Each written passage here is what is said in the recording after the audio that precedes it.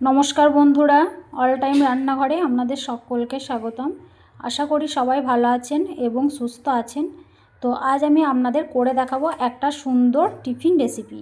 এটা একদম সহজ পদ্ধতিতে তৈরি করতে পারবেন, আর এই টিফিন রেসিপিটি তৈরি করে বাচ্চাদের কিন্তু স্কুলেও দিতে পারবেন। এটা একটা হেলদি, খুবই সুন্দর টিফিন রেসিপি। তো এখানে আমি এই বাটির মাপে 1 বাটি ময়দা নিয়ে নিলাম। আপনারা আপনাদের পরিমাণ মতো ময়দা অ্যাড করবেন। তার মধ্যে সামান্য পরিমাণে লবণ দিয়ে দিলাম, অবশ্য স্বাদ মতো লবণ দেবেন। আর 1 চামচ মতো চিনি দিয়ে দিলাম। এটা কিন্তু মিষ্টি ভাব আসবে না, কিন্তু এটা দিলে এর টেস্টটা খুবই সুন্দর আসবে।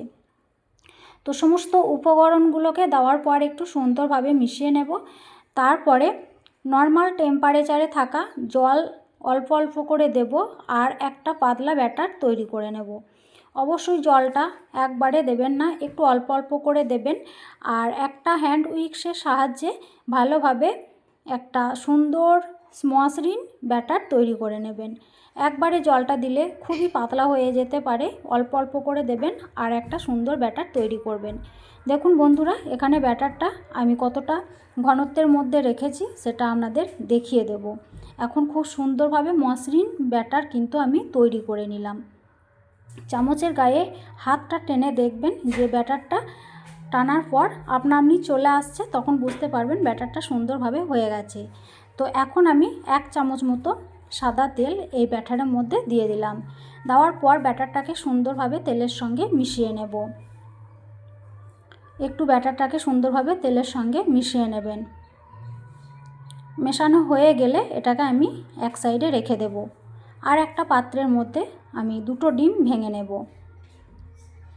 আপনারা আপনাদের ডিমের পরিমাণটা বাড়িয়ে দিতে পারেন, তবে 2টো ডিম দিয়ে কিন্তু 7 থেকে 8টা আপনারা ডিম পরোটা বা টিফিন যেটাই বলেন না কেন সেটা কিন্তু তৈরি করে নিতে পারবেন। তো এখানে আমি স্বাদ মতো লবণ দিলাম, আর স্বাদ মতো আপনারা ঝালটা ব্যবহার করবেন। আমি স্বাদ মতো ঝাল ব্যবহার করলাম।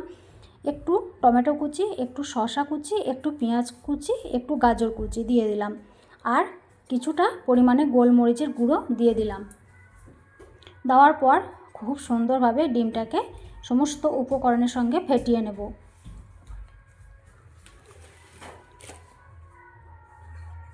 ফেটানো হয়ে গেছে। এখন আমি একটা গ্যাসের মধ্যে প্যান বসিয়ে দিয়েছিলাম। প্যানটাকে খুব সুন্দরভাবে গরম করে নেব।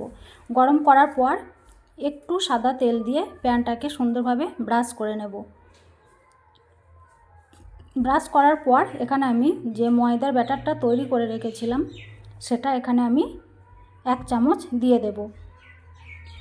1 চামচ বলতে একটু হাতার সাহায্যে 1 হাতার মতো দিয়ে দেব।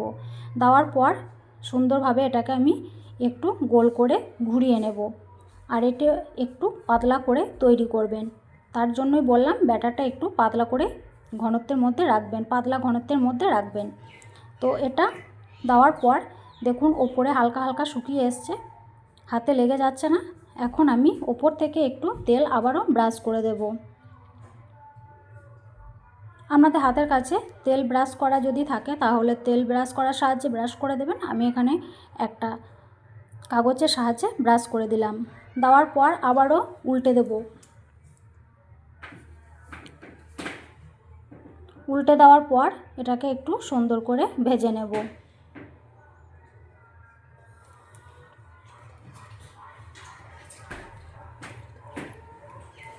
ভেজে নেওয়ার পর দেখুন এটাকে আমি তুলে কিন্তু এক সাইডে রেখে দেব।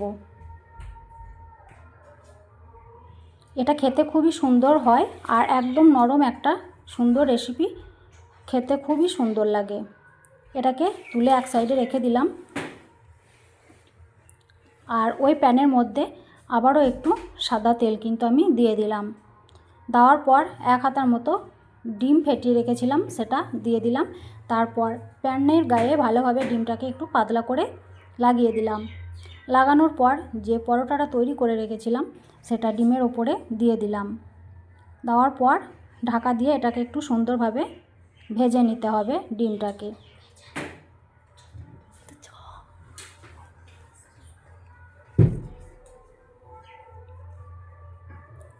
ঢাকা দিয়ে দিলাম। ঢাকা দিয়ে একটু সামান্য একটু ভেজে নিতে হবে।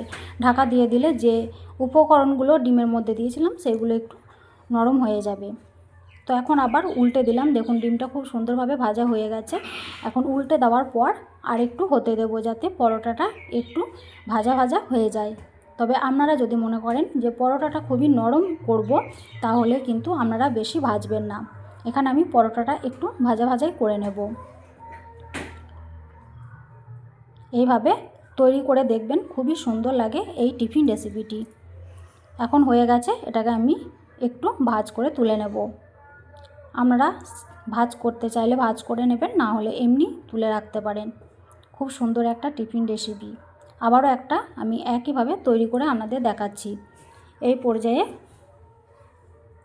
আবারও তেল প্যানের গায়ে লাগিয়ে সেম প্রসেসে ময়দার ব্যাটার দিয়ে একটু ঘুরিয়ে পরোটা তৈরি করে নেবেন। তাহলে বন্ধুরা, যদি আমার রেসিপিটি ভালো লাগে অবশ্যই লাইক করবেন, কমেন্ট করে আমার বক্সে আপনাদের মতামত জানাবেন। আর যদি নতুন হয়ে থাকেন প্লিজ চ্যানেলটি সাবস্ক্রাইব করে পাশে থাকবেন। এখন আবারও তেল ব্রাশ করে পরোটাটাকে উল্টে দেব।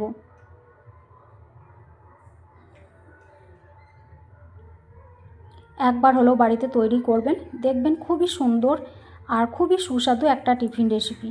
আর এখানে যেহেতু অনেকগুলো সবজি দেওয়া আছে, তার জন্য বাচ্চাদেরকে তৈরি করে অনায়াসে দিতে পারেন স্কুলে বা কোনো প্রোগ্রামে, অফিসেও কিন্তু এটা আপনারা দিতে পারেন।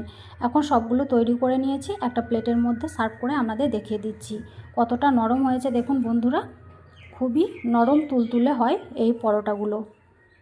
তো আজ এ পর্যন্ত, ততক্ষণ ভালো থাকবেন, সুস্থ থাকবেন, ধন্যবাদ।